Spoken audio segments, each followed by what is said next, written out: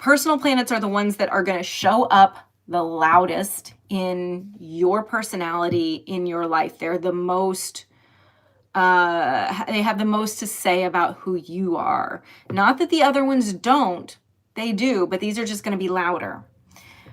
Is Helena in here? Helena, are you here? Can you weigh in on that one? Because I feel like I didn't explain that well.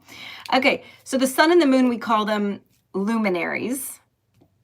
Makes sense. They illuminate the sky. Most people, when they say, I am a Scorpio, what they're actually trying to say is, I have a Scorpio sun, or whatever your sun sign is. So that is about your identity, your willpower, that Freudian ego, like I said, the kind of baseline modus operandi. And typically 90% of the time, 95% of the time, it is going to talk about the father. But a good way to look at it is the dominant parent. The parent who is more out in the world. That's, you know, if you think about like your 1950s family, the father is going to be the one who's like going out to work, and he's coming home and he's, you know, reading his newspaper or whatever. Okay, so that's usually, you can tell how people perceived their father by looking at the aspects to the sun. Usually. Sometimes they're flipped. Okay, then there's the moon. And the moon would be mother, or less dominant parent, or more nurturing parent, because that moon is about what nurtures us, how we perceive our, what's going to make us feel safe, what kind of nurturing we received when we were young. And so that has everything to do with our emotions, our gut reactions, our subconscious, our intuition, our dreams. I am far more interested in somebody's moon than their sun. I know as an astrologer that is like a bad thing to say, that you have a preference of what you want to know about somebody, but I would rather know what somebody's moon is, because that tells me really what's inside. Okay, and then Mercury. Mercury is how we think and how we are going to communicate. So something that a lot of people will ask when they look at their charts is they go, my natal, when you were born, my natal Mercury is in retrograde. What does that mean? I'm like, Mercury goes retrograde 4 times a year. It happens a lot in birth charts. And that is going to talk about somebody who thinks that Mercury is going to function a little bit differently, not a ton, but a little bit differently than that Mercury would function otherwise. It might be a little more introspective. It might be a little more out of the box. It's going to depend on the sign that it's in, the house it's in, the aspects it's making. And then Venus. So this is what we value. Mostly when we're talking about Venus, we're talking about love. What turns us on, what we find arousing, appealing, sweet in a partner. But it is also going to talk about how we love. And it's going to talk about what we value. Do we value people being everybody get along? Do we value money? Do we value sporting events? I don't know. You know what I'm saying? It's what do we value? What do we hold intrinsically important? How do we view money? How do we view love? Your favorite placement, Venus. Yeah. I can totally see that. Okay, Mars.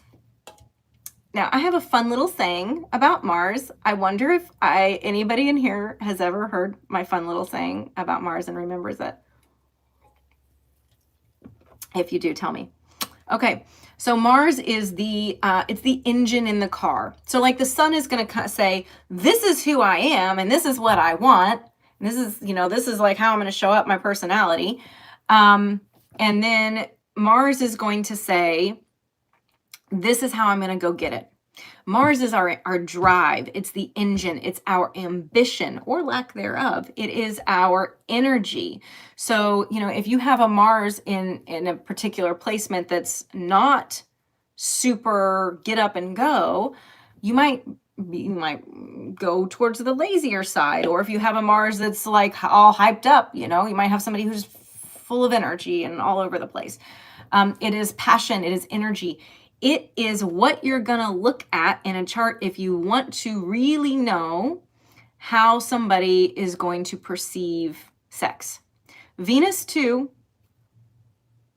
Oh God, do you have a Mars in Gemini? Oh Lord, Mars in Gemini, girly. Never again with those. I'm just kidding. As long as it's not like doing some shit, nasty shit with Uranus, I'm all right. It is what we call, so this is what I always said about Mars, is it's how we fuck and how we fight. You can see how kinky somebody is, how much sex they want. You can see how, did you say it? I didn't see, did it filter it? I'll bet it filtered it because it's YouTube. Darn. You still get the gold star, Christina. And it's how, when I say how they fight, how conflict is handled. So, are you somebody who's going to like tell somebody what's up? Mars and Gemini, looking at you. Or are you going to try very much to see both perspectives and make peace and maybe be a little passive aggressive? Mars and Libra. You remember me saying that? Now that you heard me say it. Yeah, that's my little thing. Okay, so when we do next week, we're going to be getting into the other planets. So I've got oh, yay, I finished on time. Okay, I spat tons of information at you guys. Let's have a discussion. What do you want to know? What doesn't make sense? What do you want to say? Lay it on me. Can't believe I finished all that on time. As far as homework, I would really encourage you to, what's square, Jen? Jenny. I'll say Jenny and then I'll say Jen B. That's Jenny, right? Jen, it is. It's squared to, I forgot. Is yours squared to Uranus or Uranus? Is it square to it? Oh, girl.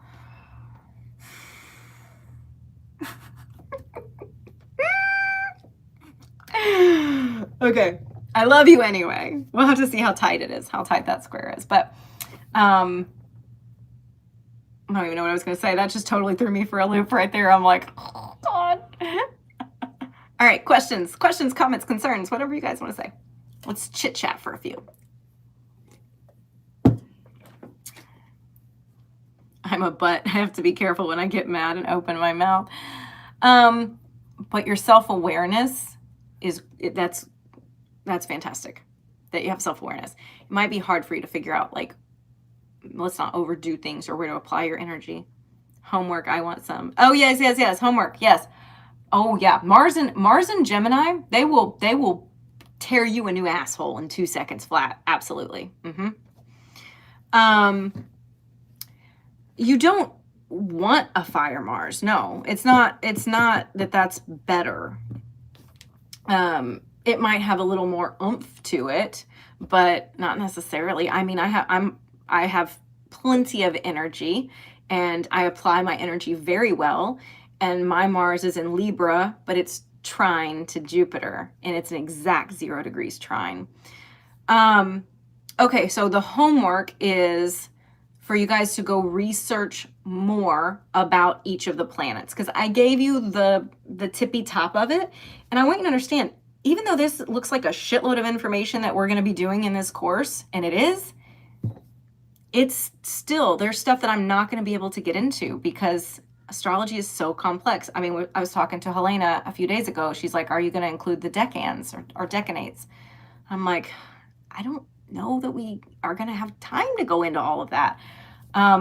It's a vast subject and we can only do so much. So that's what I would encourage you guys to look at is what other information you can read about the planets, and particularly with your own chart, looking through, I have a Mercury in Sag or whatever, your Mercury in Taurus or whatever, looking at those things and seeing what more information you find. Okay, I'm going to shut up. Questions? Does all that make sense? Sometimes I feel like I think I make sense and I jump over stuff. So I want to make sure I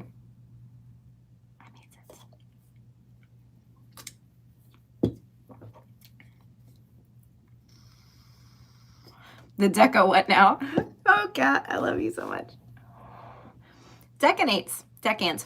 Basically, each sign is broken into 3 parts. It's divided into 3. So 10-day periods. That's a decan. My Mercury is in Aquarius in the 10th house. So, very forward thinking, very good at communicating publicly, depending on the aspects. You missed that, like east, west. What did you miss? Oh, how the chart is backwards again. Okay. So essentially when you're looking at the hemispheres, you have to think the rising sign, what they mean by rising sign is that's the sign that was on the horizon, that was literally rising on the horizon, you know, where the sun rises. That's why it's the rising sign. And that's the ascendant. The descendant is what sign was setting. All right, so our transgenerational planets were still visible in the night sky when the ancients started doing astrology. We could still see all the way, they could still see to Saturn without the use of a telescope. So in traditional or ancient astrology, whatever you want to call it, they go only out to Saturn. Believe it or not, you can actually do an entire you can be a professional astrologer, you can do a whole birth chart, you can do everything you want to do only up to Saturn. Do I think that that's the most complete way? No. I think you're going to miss out on stuff, but I think that you can still get to what you want to get to with them. Okay, so transgenerational, what we're referring to is not the inner planets, which is the sun, moon, Mercury, Venus, Mars. Those are personal. We feel those very, very acutely in our lives. We're not referring to the outer planets that move so slowly. They're generational, and I'll explain why they're generational here in a minute. Transgenerational, they're in the middle. So we have Jupiter and Saturn. And in a lot of ways, they're kind of opposites, because Jupiter is about expansion. It is, whereas Venus is what we call the lesser benefic, meaning positive planet, positive force. Jupiter is the greater benefic. It expands whatever it touches. It is the natural ruler of Sagittarius. It's the traditional ruler of Pisces. We'll get into that later, so you don't have to write that down. I've got it for you. It's all about where we find joy, where we have blessings in our life. So if you want to know where you're particularly blessed, you're going to look for your Jupiter placement in your chart. Whatever house that's falling in is going to show you where you're more or less you have particular blessings. For example, so it's where I find joy, what makes me feel happy in my happy place, and where I have blessings. So for example, mine is in my 6th house, and the 6th house has to do with health and our day-to-day routine. And I mean, I've had some stuff, but I mean, I think I'm a pretty healthy person. I mean, I can be around, I could lick my child's face when they have the flu and not get the flu. So I think that's one example of that, one delineation. The other is I really like my routine. I like my day. I like to control it, and I like it to be my way. That makes me feel good. So there's an emphasis on that. So where you find joy and where you are blessed. It also talks about what our beliefs are. Now this is a little different from Venus, which is more about our values, what we value, what we find beautiful. This is more about what our core, our inner self believes. And it's where we are, it rules generosity, it rules tolerance, growth, expansion, wisdom in Vedic astrology, so Indian astrology. They talk about the guru. So if you want to think about the spiritual guru as an archetype, that's Jupiter. So it has a 12-year orbit, meaning it's going to stay in each sign for about a year. It takes 12 years for it to go all the way around the zodiac. So some of the ways that you're going to use that in a natal chart we talked about, but it expands whatever it touches. So for example, if it's going through the house of somebody's marriage and long-term partnerships, in fact, I got married under Jupiter moving through my 7th house. That's very, very common. It can also expand things in a bad way. Even though it's a greater benefic, it's usually a nice guy, it can cause problems. There's a fascinating infographic. I think I might have it even on my Instagram if you go back far enough, that was made by somebody. It was not made by me. That they studied the COVID peaks in the first year, I think. And what was happening was, I think it was Saturn, Pluto, and Mars. I might be missing. One of those might have not been in there. They were all sitting tightly together. But what would happen is Jupiter came through and joined them. And when Jupiter joined them, there was a huge spike in COVID cases. And then it would back off. It went into retrograde. COVID chilled out a little bit. And then it came forward again, and boom, we get a spike again. So Jupiter is usually a good guy, but keep in mind that it can expand in a negative way as well. Then we have Saturn. So a lot of people hate Saturn. I have other planets I hate, especially currently, but Saturn is kind of the opposite. Whereas Jupiter is all about expansion, Saturn is all about boundaries. It's about restriction. It's pumping on the brakes and going, okay, did we look both ways before we cross the street? It's our responsibilities. It's where our hard lessons were, our disciplinarian, or how we were disciplined as children, our productivity. Now, see, Saturn is not all bad. Saturn has a lot to do with getting shit done. You know, it's the work that it's a thing that says buckle down and get things done and be productive. I was just actually talking about Saturn with my mom and my mom's wife on video chat right before this. And we were talking about how my mom's wife follows the rules. Like, she's such a rule follower. I said, yeah, because you have Saturn on your midheaven, up on the highest point in your chart. It is extremely important to her that things be done the way they are, you know, you're supposed to do them. They're done by the book, following the rules. So you think about rules, boundaries, restrictions.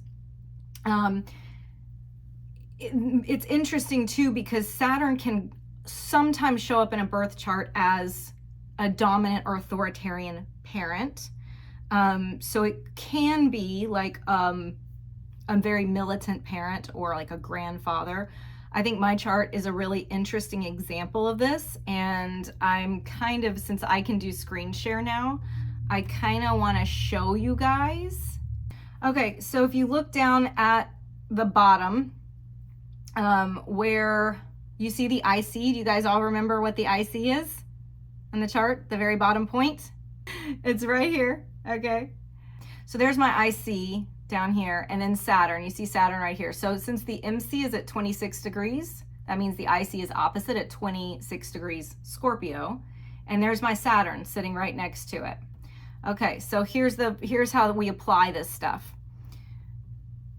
I had a lot of responsibilities as a child. I'm the only child, and I was not given, it wasn't like, let's just spoil you rotten. It's like, you need to do your laundry and clean and do a, hi Kyle. So you see people who have Saturn down at the IC, you'll see that almost every time. They grew up fast. They knew how to take responsibility. But also the IC has a lot to do with your roots, your family of origin. I don't know if you guys remember that, but my grandparents were a huge part of my raising and my upbringing. So you see that in my chart very clearly. Also, my father passed away, and I met him one time. I didn't know him. So here we got the archetypes again. We'll go back because I wanted to talk a little bit about archetypes and how that works. So remember, moon, mother, sun, father. When I was born, there was a total solar eclipse about 11 hours later. So I was born on a total solar eclipse, and the moon, literally in a solar eclipse, the moon is covering the sun. So my mother literally covered my father, right? She was the parent. So you can see how those archetypes work. Okay, we'll go back to our slides. Let's go back to sharing, make sure we can see the slides. Okay, So Saturn has a 29.5-year orbit approximately. And you guys have probably heard people talk about their Saturn return. Let me explain that. So that's a really well known in the astrological community. Not necessarily everybody, I don't think everybody knows that, but it's a pretty significant transit, because if it takes 29.5 years to go all the way back around to the point that it was at when you were born, literally returning to where it was when you were born, that's about when people turn 30. And what happens when people turn 30? A lot of times they kind of lose their shit. They're like, what is going on? I'm a grown up, oh my God. And I liken it to Saturn being the drill sergeant. If you've made your bed, if you've cleaned, if you've woken up on time, if you've done what you were supposed to be doing according to your chart, your life, then what does a drill sergeant do? He comes, he checks, he goes, all right, good to go. If you haven't, shit's about to get ugly, right? So that's a Saturn return. And it lasts technically, some people will say it lasts the whole time Saturn is in that sign. Personally, I think that it's going to be a little bit shorter period of time. I think that it's going to have, we're going to use a normal window of time, which we'll get into that when we talk about orbs. But I think that those usually last about 6 months to a year for most people. It will happen again around age 56, and then somebody can do math for me, but there is often a third Saturn, you know, not everybody makes it to their third Saturn return, but there's a third Saturn return. So those are markers in your life when Saturn makes a return. Now, Jupiter returns are a thing too. When Jupiter has its return every 12 years, you think about that, you know, when kids turn 12. That's their first Jupiter return, and you kind of see them coming into who they're going to be as adults, what their actual beliefs and how they view the world kind of solidify around that point in time. But a Jupiter return is a great thing for you to look at in your own chart. It's often a point of luck. It's usually good things happen when your Jupiter returns, usually. Okay, so you have your outer planets. This is why we have 2 rulers for a lot of signs, because when we discovered, hey, there's more planets out there we can use, we were like, well, we got to assign them to somebody. So some sign. So some signs have 2 rulers, and you'll see that here in a minute. We will get to that tonight. Okay, this sucker is the monkey wrench in all your plans. Okay, it is unexpected, it is disruptive, it's volatile, it swings back and forth. You never know what you're gonna get with it. It's change. That's the biggest thing. If you remember nothing else about it, you remember it's change, it's disruption. I was gonna make a really crass joke, but I'm not gonna do it. It's also revolution. Okay, some things need to change. Some things need to be burned down to the ground and we start over. It's breakthroughs. There are no boundaries, okay? Ingenuity, technology. We were going through, I think it was a Uranus conjunct Uranus. I'd have to go back and look at it. But when the internet was invented, okay, or invented, I guess it was invented. Is that the right terminology? When it was created? Uranus is very much about brilliance because it doesn't have boundaries. So when you pair Uranus with other planets, they're breaking through restrictions and boundaries according to whatever it's touching. Whether it's good or bad is determined by other things in the chart, which we can get to. But it is the higher octave of Mercury.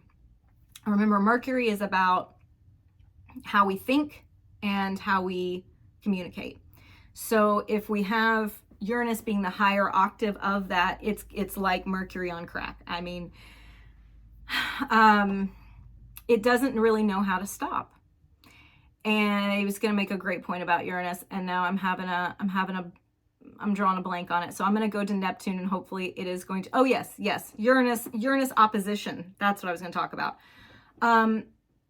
Around 50s, in your 50s, you'll hit where Uranus is opposite from your natal Uranus in your chart. And that is your Uranus return.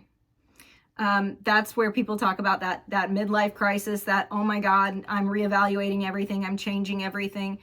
That's what is typically happening, is the Uranus return. Okay, so Uranus is the ruler of Aquarius. What's funny about it, and I know I'm skipping ahead to rulerships, but I can't help myself right now. For Aquarius, Aquarius is traditionally ruled by Saturn, and modern rulership of it is Uranus. And I heard somebody explain this, an astrologer explain this one time, and I thought he said it so perfectly. When you say New World Order, because that's such a Uranus thing, right? A New World Order. He said, what you heard was new. What I heard was order. So it's not always that Aquarius is trying to like just F everything up.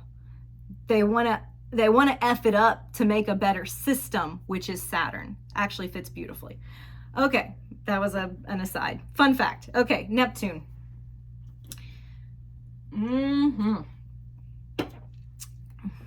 Neptune blurs the lines.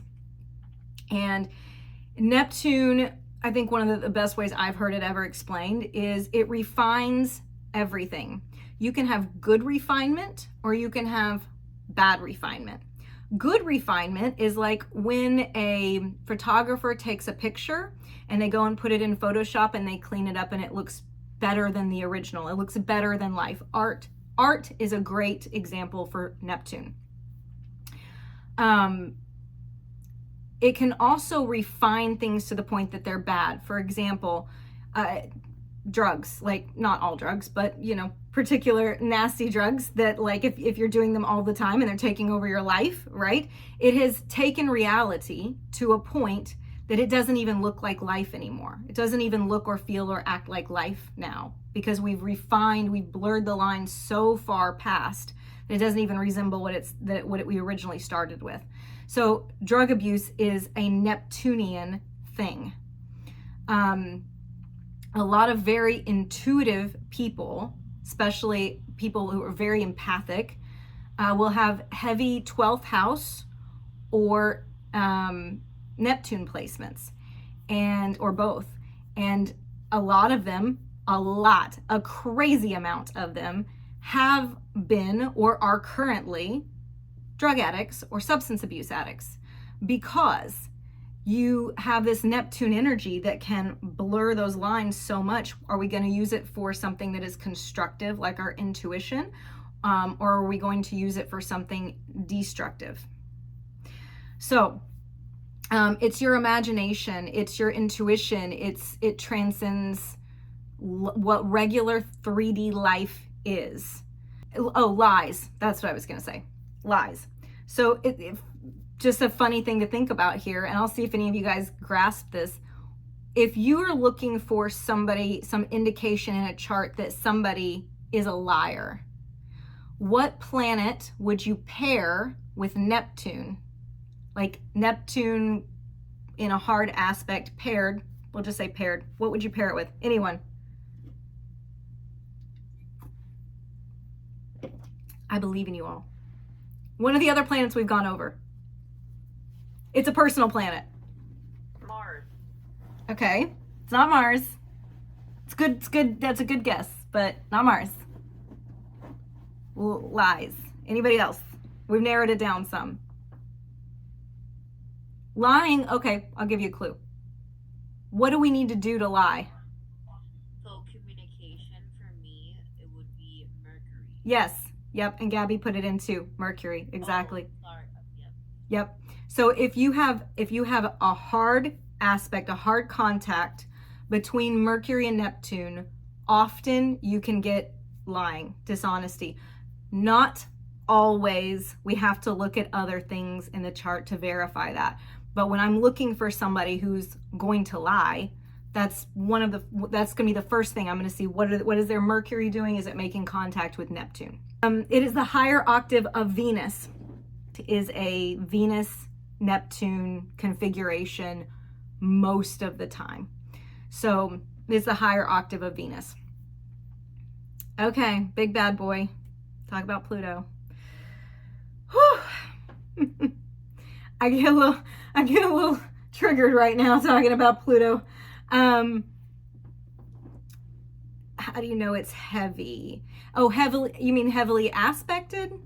If it's throwing, is that what the question is, Sandy? Did I say heavily? Okay. What I mean is, I use those things interchangeable. Thank you for catching me. If I say a planet is heavily aspected, that means it's making a lot of contacts to other planets. It's strong in the chart, or it may be at an angle. Remember the angles? Or I may be saying, like if I'm saying some pretty heavy Venus, Neptune stuff, because I said it that way, I'm obviously already talking about a particular aspect or combination of planets. So I'm talking about how close they are. Like, we'll get into that a little bit more when we talk about aspects, but how precise of a contact they're making. Does that make sense? You guys with me? Okay. Okay. All right, Pluto. Pluto intensifies everything it touches. It is about, Pluto is we want to talk about archetypes. Pluto is also Hades. It's the god of death. So we go and see the underworld and back up again. That's why Scorpio, Pluto is the ruler of Scorpio. Scorpio is so often associated with death. Yes, it is scary. It's scary in Western astrology too, Sandy. Pluto is just scary. I mean, I have a Scorpio Stellium and I'm fucking terrified of Pluto. It is about what we want to hide. It's our taboo. It is our own personal, don't look at this, the skeletons in our closet. It is it's forensic psychology. It is, it's BDSM. It's all of this really heavy, intense stuff. It is, so I listed some of them. Obsession. Why do you think Scorpios have this reputation for being obsessive? Because it's Pluto energy. It's the deep, dark depth. And it is one of those things that if you go through a particular strong Pluto transit, which not everyone will in their life, it will change you permanently. And hopefully for the better. It usually happens because you need your ass kicked. See, I am getting my ass kicked by Pluto. Well, talk to me in a year. It started a little bit, but I need it kicked, and Melanie knows exactly how I'm talking about. But Pluto will change that part of you beyond anything you recognized before. So it is the higher octave of Mars. Mars, remember we talked about it being power and energy? Well, Pluto is just more so about power. It's not so much the energy and the force. I mean, Melanie, you're welcome to share if you want to, but I wasn't going to call you out. But it's more about power. So if we are getting into archetypes, I think Hades is the archetype that you want to think about for Pluto.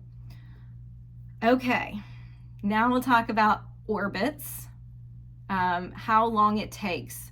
So I will, like I said, you guys can write this down or I can send this to you, whatever works. But this is information that you can get on, I mean, you can Google this stuff. I kind of roughly keep it in my head. I don't have it like written down, but I mean, I have to go and look up a lot of this stuff because some things are easy to remember and some things not so much. But you can just see how slowly things move. Now, one thing I will say about Pluto, and this is one of the reasons that it was demoted as a planet, is it's a dwarf planet, is because its orbit is so erratic. So I have an ephemeris, which if you guys don't know what that is, it's a book. You can actually get them, you can look them up for free online. But it's a book that tells you exactly where every planet is going to be and in what sign and at what degree for, you know, years and years and years and years. And when I looked up where Pluto is right now and where it's going to be, it's off by a few months because even between the printing of it and now, it's changed because Pluto's orbit is quite erratic.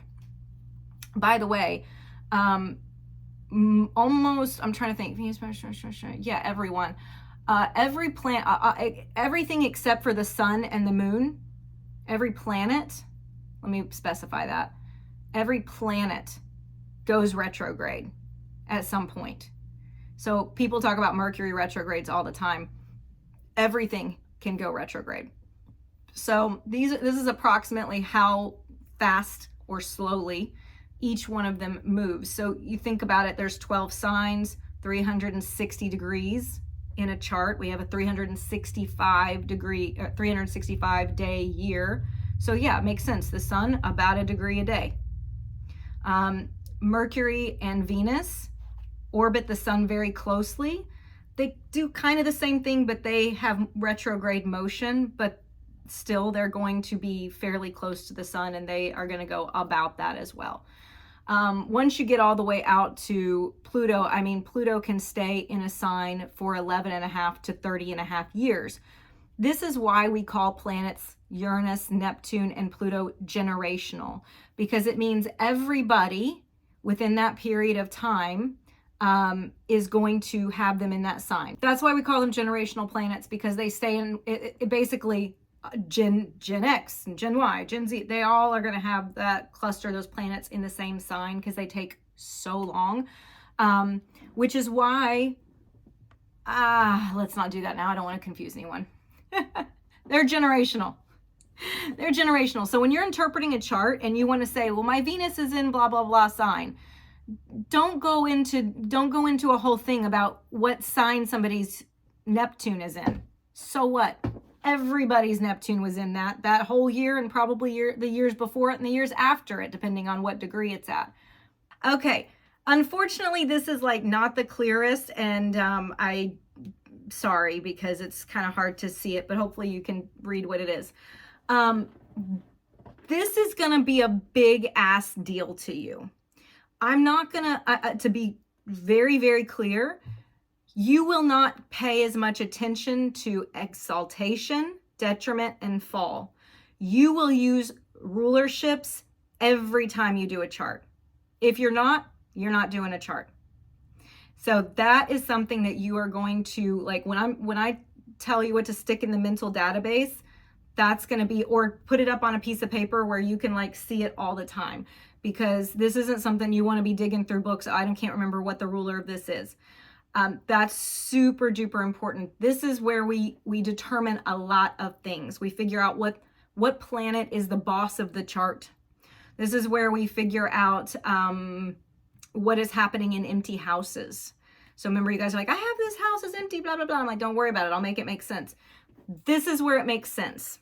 So when you look at the rulers, what we're talking about is, I want you to think about homes, literal homes, not houses in astrology. So, all right, if you're Mars, okay, if you are Mars, all right, so I'll pick on Dan again, because he's up at the top. All right, Dan is now Mars. Okay, so Dan, when you are in your own home, you're the most comfortable. You can act the most like Dan in your own home.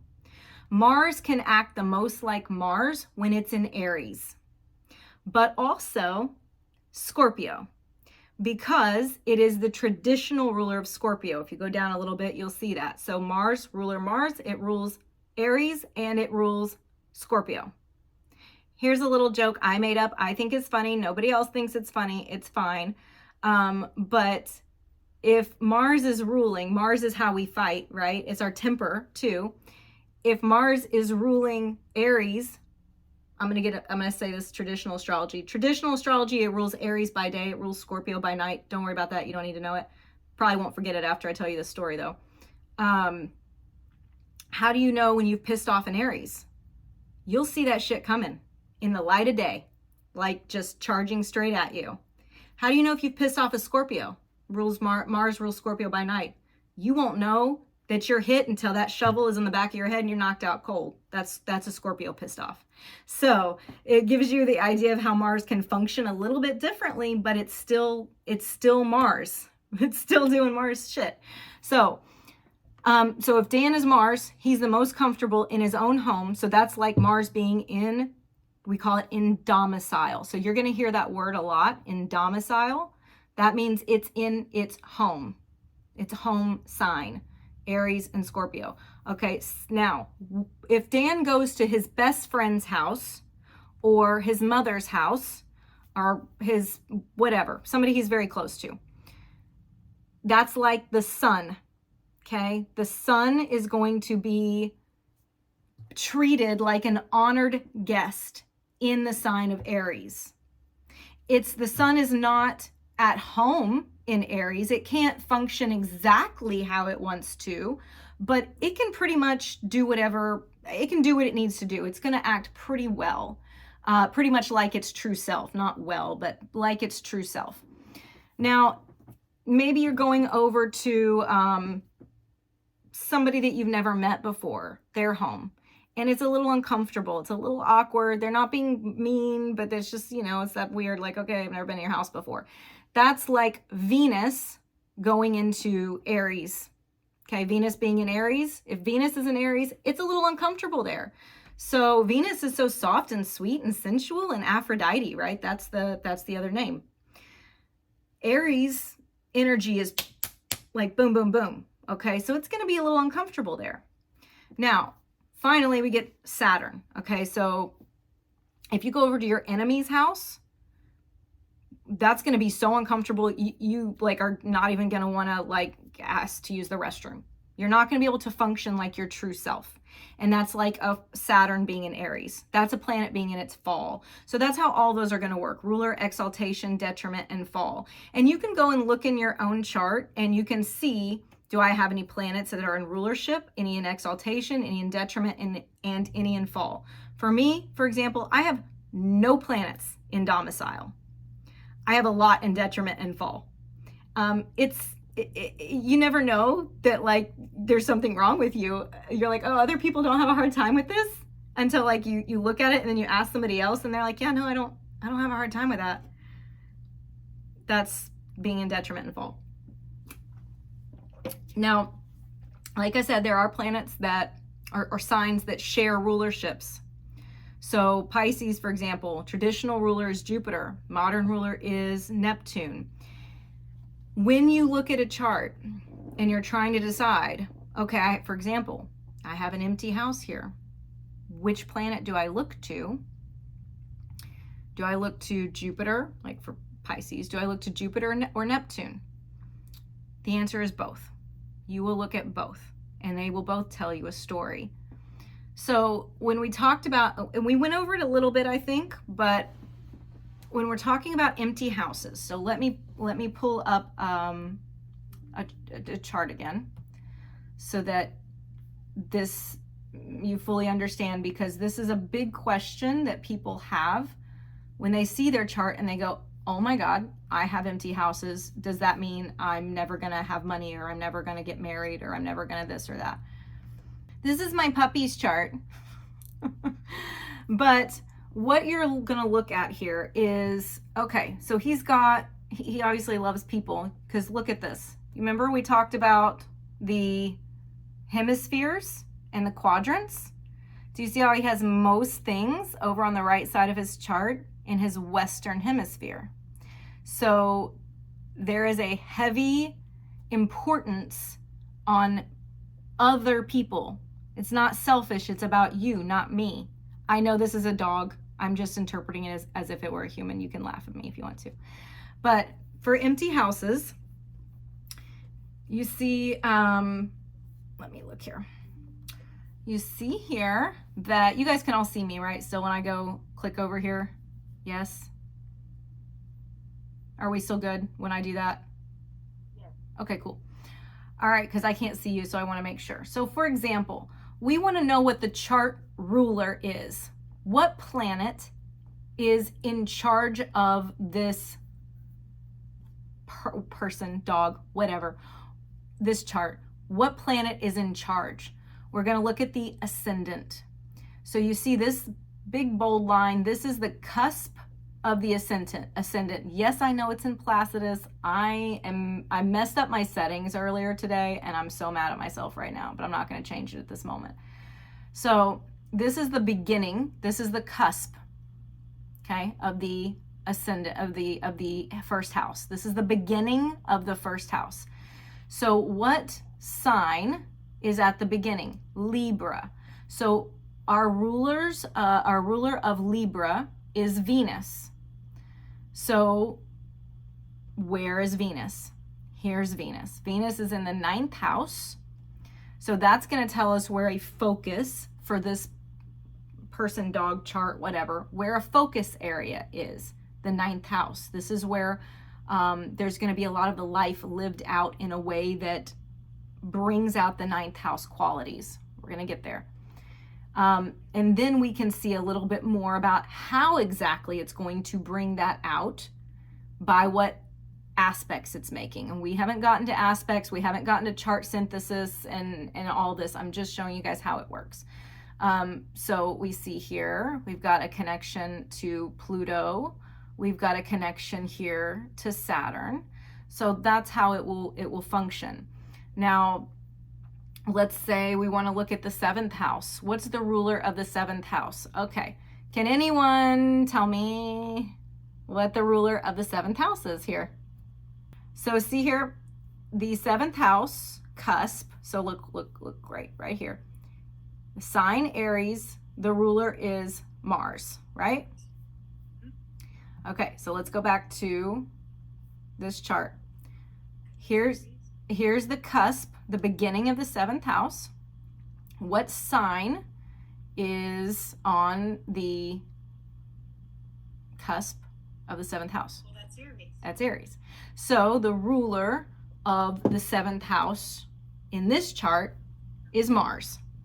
Okay, so if we want to know about Mars, if we want to know about the 7th house in this chart, we're going to look at the planet Mars. We're also going to look at the planets that are within this house, because in this case there are planets, but it's Mars. So if we have an empty 3rd house here, what's on the cusp of the 3rd house? Even though it's just barely, it's Sagittarius. So we would go over and we would look, Sagittarius, what's the ruler of it? Jupiter. This is our last, we've got two other tabs, but they're both they're redundant. Yes, I will send this in over there. So this is all of the houses, and because it's written down, I don't need to go over each house. I think that these slides actually do an excellent job of that for you to understand what each house is about. I actually really like the little I statements on each of those.